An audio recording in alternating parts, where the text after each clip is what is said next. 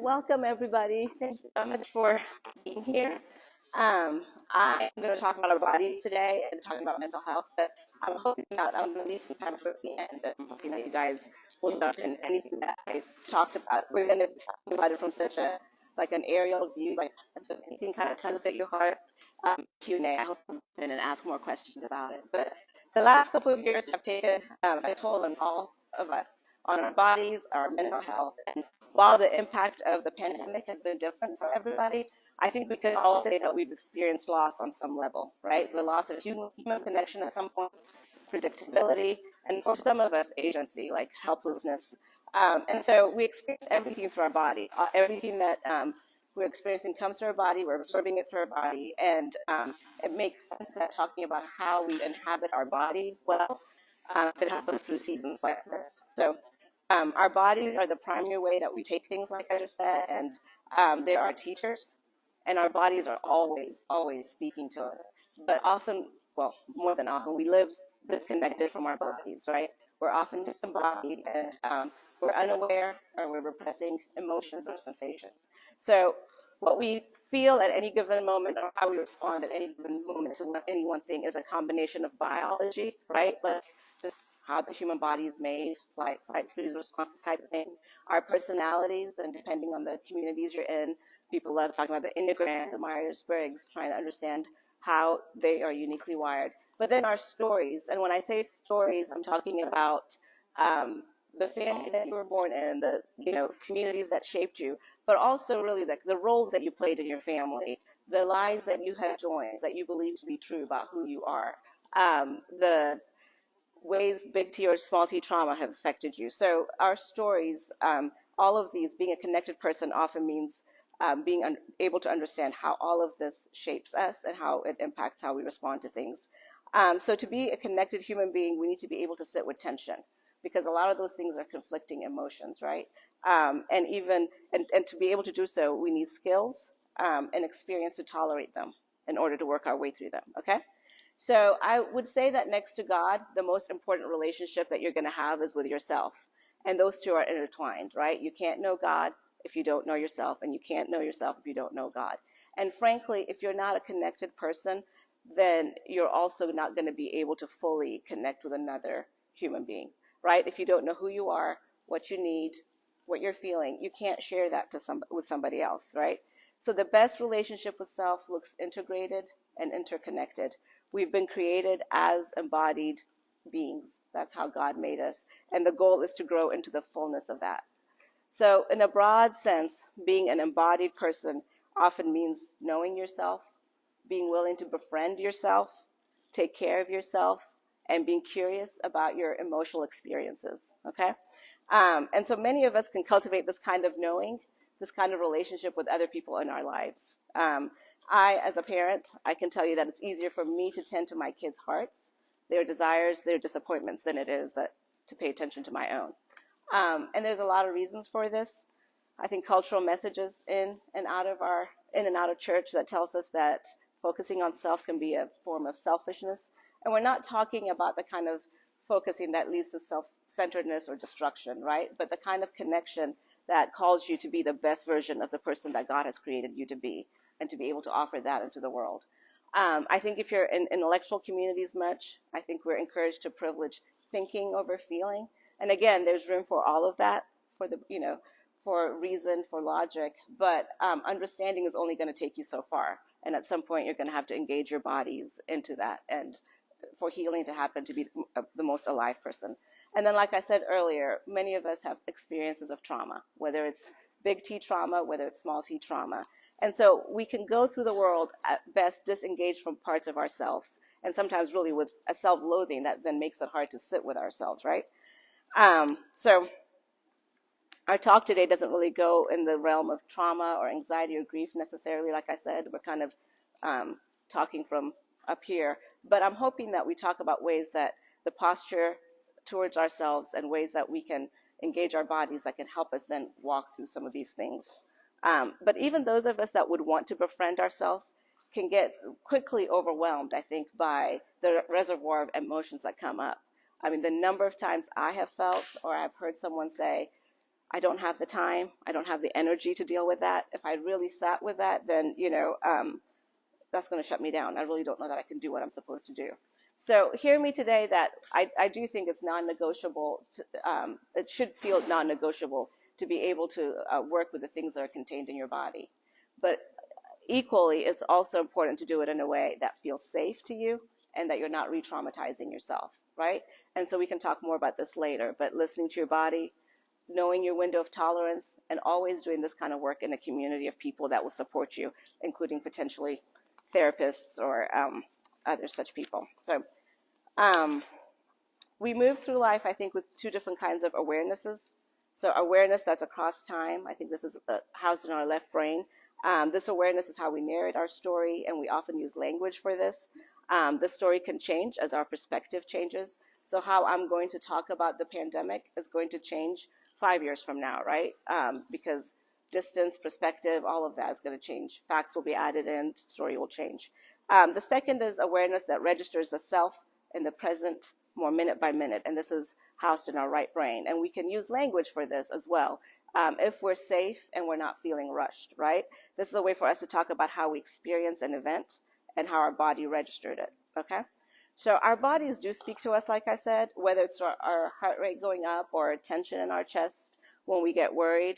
I remember sitting with a client, and she would just tell me week after week about all these amazing experiences, once in a lifetime experiences that she was going to have, trips and all of that, and how excited she was, and how grateful she was. But then she sounded so bored. The delivery, she was just so bored. And week after week, I just couldn't quite connect. And then finally I said, okay, help me out here. This sounds exciting and you sound so bored and I'm having a hard time. And I think it was the first time someone had ever pointed that out to her, that she was so disconnected, and so much of our work really landed there, trying to integrate these parts of her, right? So I think for many of us, it feels safer.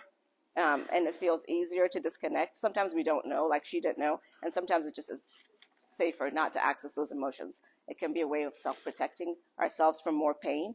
And initially, I think I will say it is probably easier to push things down, right? Like it's easier to push things down. But I will say that if the more we push things down, the fear, the negative beliefs, it doesn't matter how big or how small, are housed in our body, right? It's not like they disappear.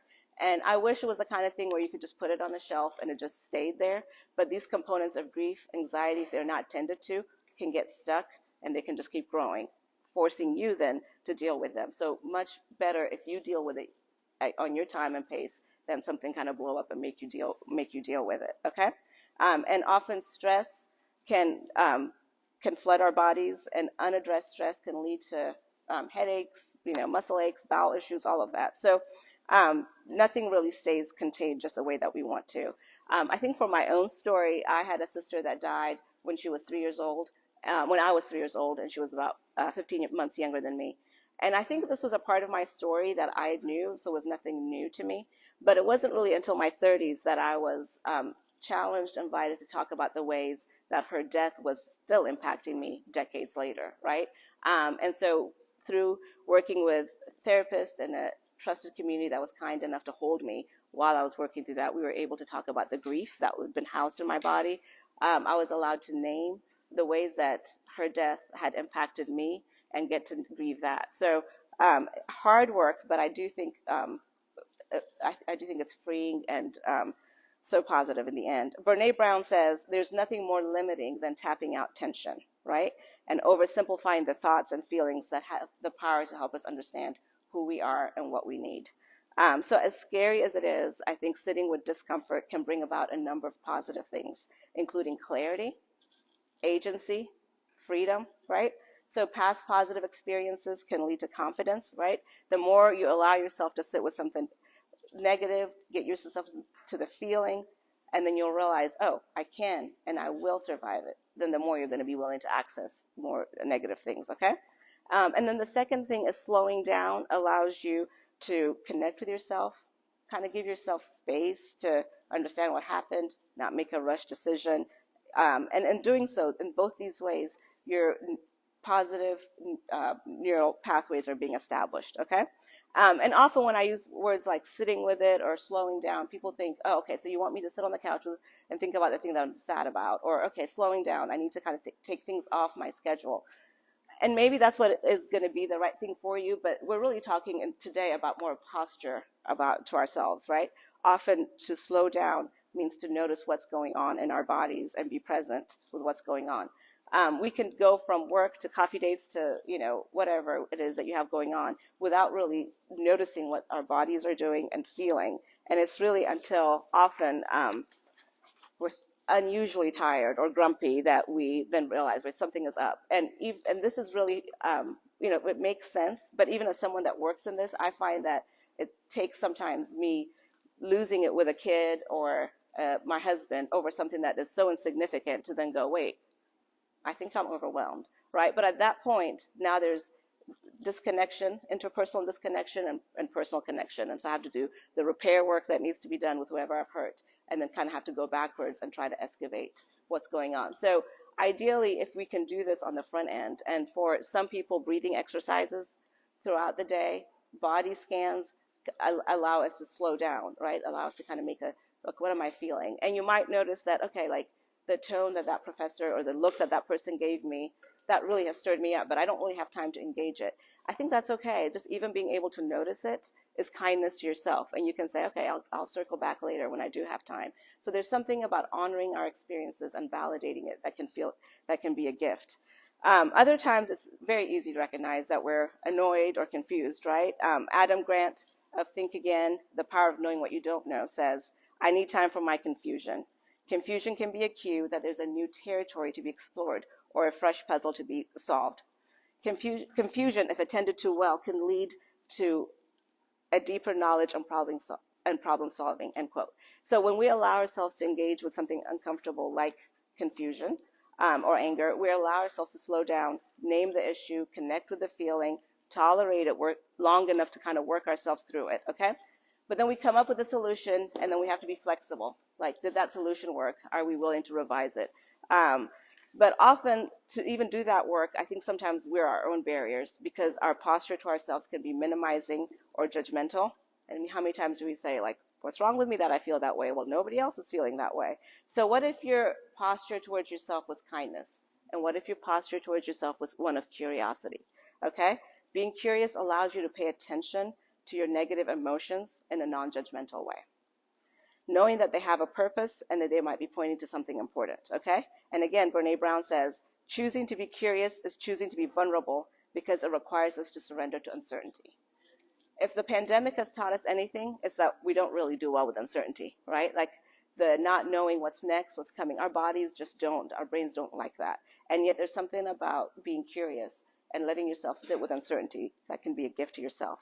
For some of us, it's not judgment or contempt that makes it hard to accurately name our pain. So if we're honest, my life isn't quite as hard as the next person. Maybe I didn't lose a parent. Maybe you haven't lost a job and your finances are okay, right? Or it can feel like a form of acceptance. It's really not like there's nothing I can do about it. There's nothing I can change. These are just some of the ways that I think we can move from our own desires, our longings, and our pain. And notice that it's not just pain that we want to move away from. I think even desires can be things that we want to move away from. But when we're invited to minimize like our heart's experience in comparison to somebody else's, this is what, as Dan Allender calls it, evil's playground.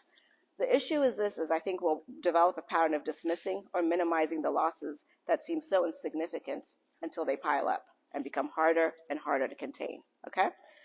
In addition to that, like if you don't remember anything from today, just remember the body doesn't forget.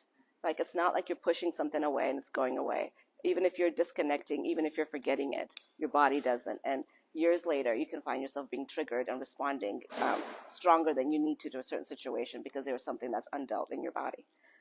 Knowing ourselves also means knowing the strategies that we employ in the face of stressors and anxiety, both the good ones and the harmful ones. Some are healthy, some are not, right? Some were healthy, but they're outdated and need updating. And so I'm going to list some negative ones just to kind of give you an idea of what we're talking about. But some are obvious, like using or abusing alcohol. But here I want to say anything that you crosses over from enjoyment to consumption or absorption, it doesn't really matter what it is, should be a red flag for you, right? Anything that you use, exercise, anything that goes from you enjoying it and you giving you joy to it feeding something else in you should just be a red flag. But other behaviors like controlling behaviors, like aggressive, being emotionally, physically, verbally aggressive, controlling, distancing, disassociating, repressing, any of those things are, I think, behaviors that are obvious and harmful. But there are others that are not so obvious, but that still keep us away from our own heart and our feelings, right? Like staying overly busy so that we don't have to deal with anything, being overly helpful, using sarcasm or humor to deflect. So notice these strategies and then continue to update them. I think for us as a family, like during the pandemic, when it first started and it was a serious lockdown, I think everybody felt the loss of human connection. And we would be so creatively trying to do all these like Zoom calls and family gatherings with people all over the world and 30-second hugs in the kitchen and whatever it is that we could get to kind of get those that human connection. But then after being stuck with the same people for weeks on end, I think what we needed was privacy and alone time, right? And so what you need can change, but that has to be you have to be paying attention to yourself to know what needs to keep being updated. Okay, befriending yourself is also being able to take care of yourself. I have 4 kids, and each of them went through the pandemic, and are going through the pandemic in their own way, and each of them had their own unique stressors. But I had one that I think went through it with a dignity that really impressed and challenged my husband and I. And early on in the pandemic, she found 3 or 4 things that she decided were going to work for her. She decided that she was going to get up the same time every day, and with virtual school that started at 12 o'clock, and a world that just structure had fallen apart, this kind of structure was so good and kind for her. Another was finding yoga and meditation, and she tried to do this regularly, if not daily. And then I noticed that she also was always constantly creating something, whether it's art to decorate her room and to make it more pretty, or food to nourish herself. So if you notice, all of these things have to do with tending to our bodies, right? Everything had to do with nourishment, comfort, joy. They're all grounding. And I'm inviting you guys to think about the rhythms, the routines that you employ, that ground you, that comfort you, that nourish you. And these routines will be even that much more important at times when you're feeling stretched, when everything else is feeling shaky. Like steadying yourself is going to be so important. So it's going to be really hard to talk about our stories and our bodies and not bring shame up. We don't really have a ton of time to talk about shame, but shame, these are the moments when our shame is going to be activated, okay? And so shame tends to isolate. Shame invites you to disconnect. That's how the enemy uses shame. And so this is, again, what is your community like? Do you have people that know your story? Do you have people that will check your lies, that will check your messages for you? The antidote to shame is love, and it's speaking, right? And so you need those that community to help you do this. You are not meant to do this work alone. None of this work. We were not created to be alone, right? For me, I think, especially in the last few months and when it's just been hard and there's really nothing that you can change about it, it's been helpful to be with people to say, yep, this is really hard. And we go back and forth. But then we say, but Jesus is with you, right? To remind each other that you are not alone in this and he has got you. Just even being able to say that back and forth to one another is powerful and healing. And, as friends that could be walking with people in dark seasons, remember that your presence is enough, right? So you may not have the power to fix, you may not have all the right words to say, but just offering your presence to somebody is a gift. So I think kind of in summary, being an integrated, connected human being has its cost and benefit. It would be unfair for me to say it's all good, right? Because I think part of what we're inviting you to is a heart that will have a keen sense of beauty. I think you'll love deeper, feel that much more alive. But when you do that, I think your heart is also going to be open to feel the brokenness and the woundedness of the world that much more. And so the invitation is to always walk around with the both end, the beauty and the brokenness, and know how to engage them. It can feel easier, I think, to be disconnected, to live in our heads, completely disconnected from our bodies. But I do want to say, like I said earlier, there's a long-term cost to that. Insomnia, exhaustion, depression, anxiety. Researcher Alice Huang found that self-security is positively correlated with self-compassion and negatively correlated with shame and even relationship conflict. Okay. She defines self-security as the open, non-judgmental acceptance of one's own weaknesses. Okay. And she finds that secure people are often more vulnerable, which makes sense, right? You can't be both defended and vulnerable. Like you can't be working to defend yourself and trying to open yourself. Intimacy and control, they don't really go hand in hand, right? And so it does make sense. Richard Rohr, which if you don't know him, I highly recommend him, talks about courage and how courage is speaking the truth about who we are, right? About our beautiful things, about our weaknesses, and also our strengths. Like some of us are really good about talking very clearly about our weaknesses, but can you speak about your strengths? Can you speak about your weaknesses, and can you just embrace them? So I do think, again, I've talked about the benefits of it. Being a more connected person, being a more alive person, I think in the long term is going to lead to hopefully being emotionally close, to other people, which leads to healthier relationships. So I do think as you do this work and engage in it, the benefits are vast. I also do want to say it is hard work. So I'll kind of end there, Christy, that's okay. And if you all have any questions about anything I've said or anything else, let me know.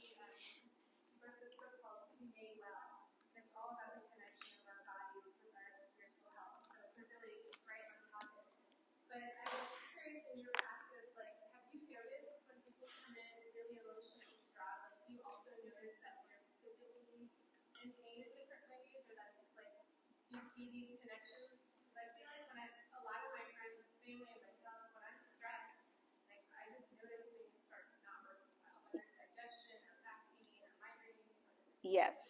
And I think the longer that they've stayed in it and the more that they've contained it, you see it. But now, especially at this point in the pandemic, a lot of what we see is people coming in saying, I just feel so tired. I just can't seem to do what I need to do, and I don't know why. And so there's a disconnect, but I think it's because of so much of all that we're holding and not being aware of even how hard that is. So yeah, we do see that.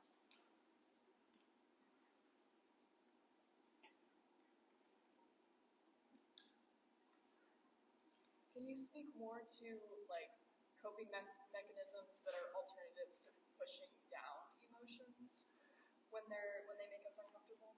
Yes, and I actually had a list. I didn't know, but for example, I think I was thinking about. Maybe I didn't bring it. Yeah, here it is. I think it depends on what it is. Like knowing your window of tolerance. So, like, it could be as simple as talking to a friend, of having someone to help you walk through it. Um, I think a lament and gratitude journal could be really good, like writing 2 things down for which you're lamenting about, and then writing a couple things that you're also grateful for. And so that kind of allows you to speak it. I think we really minimize the power of speaking, and some of us need to keep saying it over and over again until we can get it out, until it can kind of get out of our body. I think yoga is really great. Yoga's been always found a way of whatever tension our body is holding has been a good way to kind of relax and get that. So those are some. Does that answer your question?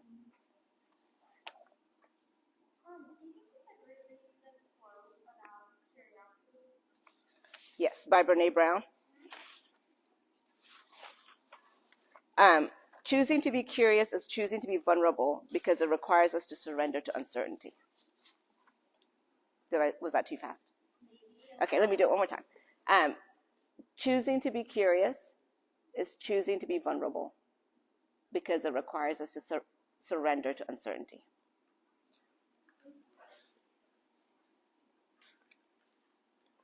And that curiosity is something that, I was saying a posture towards yourself, but it's a posture that you can also have for your friends, right? Invite them to be curious. Gosh, you sound frustrated. Let's kind of follow that. So I think the more we can create a safe space for each other to do that, because there's so much shame again of I shouldn't be feeling this way. So.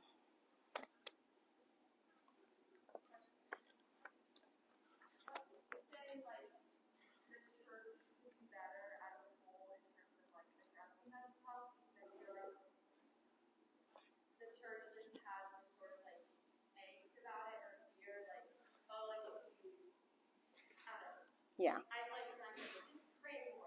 Right.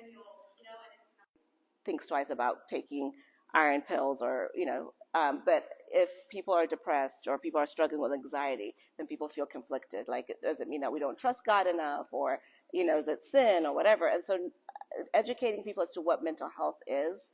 I attend Trinity Presbyterian, and one of the things that we have done is create like a counseling center that the church like funds and supports, to say like this is part of self-care and caring for ourselves, and something that the Lord really like. God uses therapists as well, and so I think normalizing it. I think speaking out loud to one another about our own struggles. I think in some ways. How do we find like the roots of like this stuff? And we find ourselves like frustrated or tired, like we sit on it like, oh, why am I acting like this? Like, how do we? And I think that's where we talk about story work a lot in our practice. And by story, I'm talking about some of the, your past. But a lot of times we'll say, well, how does that connect to your story? A lot of times if something hits you and it's hitting you different than everybody else, or, a tone is kind of throwing you off, it's usually connected to something in the past, and so knowing yourself well, knowing some of the lies that you have joined. And this is where, again, community is so important, because our lies don't feel like lies to us, right? Beliefs that I have joined and I'm kind of living out of, they feel like truth to me. But it takes sitting with another person to say, well, I don't actually think that's true. I think you joined with that because, that came out of your bullying experience in middle school. And so you believe you are this. And so then you've lived out that way. And so I think continuing to know your story and put yourself in communities that do know your story can kind of take you there. I always say, too, if it feels hysterical, then it's often historical, and so if you find yourself over reacting to something that doesn't quite match, then I think that's a clue to yourself that, okay, there's something here that this is pulling, and then you can start doing the work of that, if that helps. But the story work really makes a big difference. The more you know yourself, the more you know the beliefs, the lies that you operate out of, then you can go, okay, I can feel that way because it's hitting this part of me, and I think I have more work here to do. Yes. I was wondering if you could speak to my observations of the times we are in the pandemic and all the uncertainty in students. There's a lot of stress, and I almost picture survival mode. So when you're in survival mode, how do you invite to be more aware of yourself when you're just trying to get through whatever it is or what's being presented to you? So I'm curious if you could speak to that. I think that's where some of the exercises I was talking about, the body scans. We see a lot of students in our practice, and we constantly tell them things like, in the middle of class, or you're going from one thing to another, taking a sip of water and letting that kind of just ground yourself, or chapstick. If you've kind of connected to a certain kind of scent, and that calms you down. If you pull chapstick in the middle of class, nobody's going to think about it. But that's a way of like slowing yourself down to say, okay, what am I feeling? How am I absorbing this? But as students, you're constantly absorbing so much. And I think that's, again, the importance of being embodied, as we can absorb so much, but also kind of live in a way that's disconnected from that. And the slowing down, the posture too. I'm going to pay attention to myself. I'm going to be curious about what gets stirred up in me. I think, but I'm such a big fan of breathing exercises. I think I read somewhere that there used to be monks that every time they went through a doorway would let that be like a kind of a red flag to take a second to just do a quick body scan. And you're constantly tending to yourself so that things aren't piling up, especially in a season where I think so much is being thrown up at you. So yeah, that answers your question. And could you explain what a body scan is? Oh, sure. I'm so sorry. Thank you for saying that. Often with a body scan, I think you just kind of start with one part of your head, like either top of your head or your feet. You can focus on just a part of your body or just kind of scan, but you kind of notice where in your body you're holding tension today. So, for example, some people like the back of their neck, like that's where I'm holding tension. People hold tension in their shoulders, chest area, and then you kind of do whatever you need to do to ease that part of you, because if you notice at the end of the day or at the end of the week you can be so tight in you and not even realize that it's just because you've been absorbing it and absorbing it. And so if you do these constant body scans, you're kind of in some ways just easing that out and relaxing your body so that it's not holding so much all at once. Do you have any recommendations on books or resources for someone who's just beginning this process? Yeah, I love Kurt Thompson, and The Soul of Shame. He just came out with a new book, The Soul of Desire, The Anatomy of the Soul. But he's a psychologist. He's also a doctor, so he does talk a lot about how our bodies and how all of this is really well connected. And I think he does a good job. I referenced Brene Brown a couple times. I do think she does a good job in talking about it. She has a new book, The Atlas of the Heart. Don't quote me on that, but she has a new book. And the latest book, I think, goes through, she defines different emotions that we can feel. And so when you're talking about how do we get to the root of this, she talks about, what it feels to overwhelmed. And then she talks about like the 10 emotions that can be that. And so that's a good place to start. The mindfulness website, I think, often has things like self-compassion inventories that you can take that can kind of help you go, okay, like where am I in this? And where are my weaknesses and what are things that I can go on. So,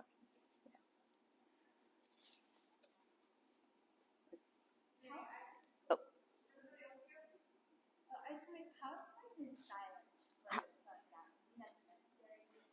I think so. Again, we have to be comfortable. The main thing is, are you comfortable with being silent and with being with yourself? Often, if you find yourself going, no, actually, when I slow down, like my whole body starts getting activated. I can't do that. Then that's a clue. So I think silence is important, but more than that, it's what you do in the silence, right? Like, can your body be quiet? Can you settle it? Those are the kind of clues that I think I'd pay attention to.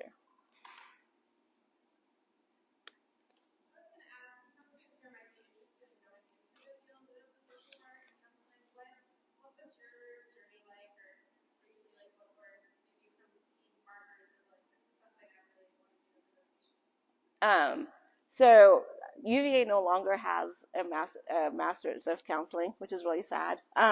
But usually you get an undergrad in psychology, and then for what I'm doing, which is private practice, talk therapy, it's usually 2 years of a master's. I think if you want to go into the more clinical research side, then you get a PhD that allows you to do a little bit more than what I can do. And then Virginia requires 4,000 hours of supervised counseling after you graduate, and so often you'll be working and getting paid for it, but under a supervisor that's watching you. So that's kind of the trajectory in any number of places, whether it's schools like UVA or seminaries, depending on your bent and where you think you might want to practice and how you do it. I think they can do that. So, is that? And that's for the LPC route, and I think there's LCS. There's just so many different routes that you can take.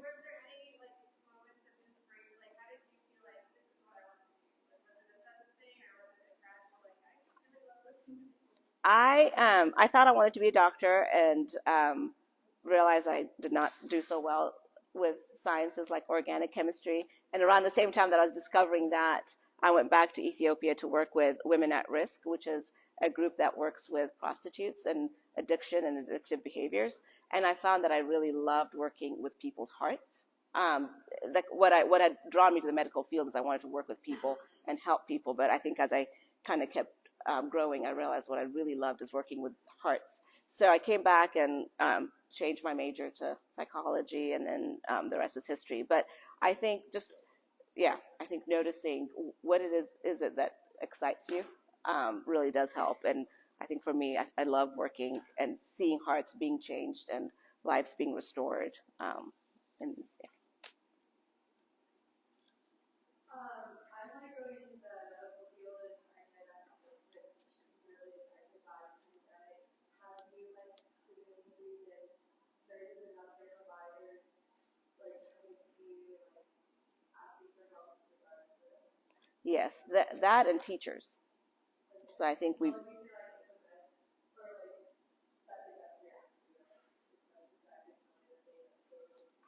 What's the best coping? Is what, sorry.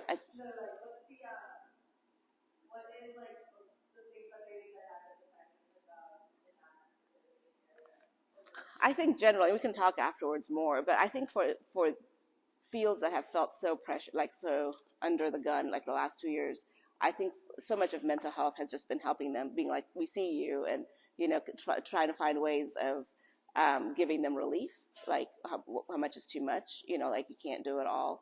I think there's a sense of helplessness, both being overwhelmed and feeling helpless with some people, and sometimes in this field because so much is happening to them and not necessarily things that they can change, but they're having to respond to a lot, and trying to figure out how to give them agency in the midst of what feels like spaces where they feel like they don't always have agency.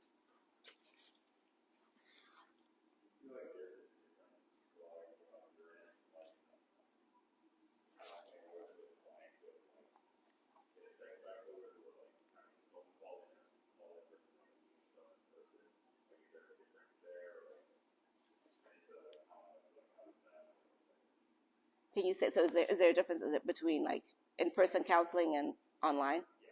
That's funny. We're just talking about that. I think, yes, our practice, as quickly as we could, decided to go back to in person just because, again, what we were talking about, we're embodied human beings. So much of counseling is, I'm definitely taking in words that you're saying, but so much is nonverbal stuff that I take in. And so we once unless a client really has to be on Zoom, we highly encourage them to be in person. That being said, I think that the pandemic, one of the benefits of it is it has made counseling accessible to people that would be in places where they couldn't. And so, where at one point online counseling was a specialty that a therapist could offer, now it's something that we all can do. And so in that way, people that I think didn't have access to therapists or good therapists do. And so it's a really, I think, beneficial.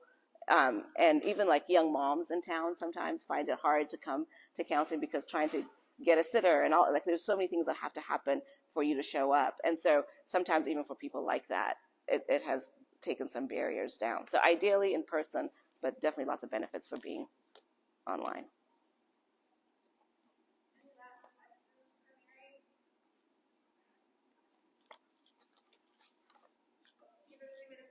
Yes. Yeah, absolutely. Yeah. Oh, thank you for having me. This is, I love talking about this kind of stuff. So thanks for having me. This is such an important topic. We don't want you to feel like this is a one and done. If you ever want to talk to us and get referrals, we can put you in touch with Mary. We can, talk with you and walk you through that. So please let this be an open, ongoing conversation. But as is our tradition, I'm going to read our blessing. We have ordered some more bowls. If you did not get a bowl and you want to wait around, Sweet Ann has gone out to pick some more up. So hopefully we have enough if you did not get one. So may the Lord Christ go with you wherever he may send you.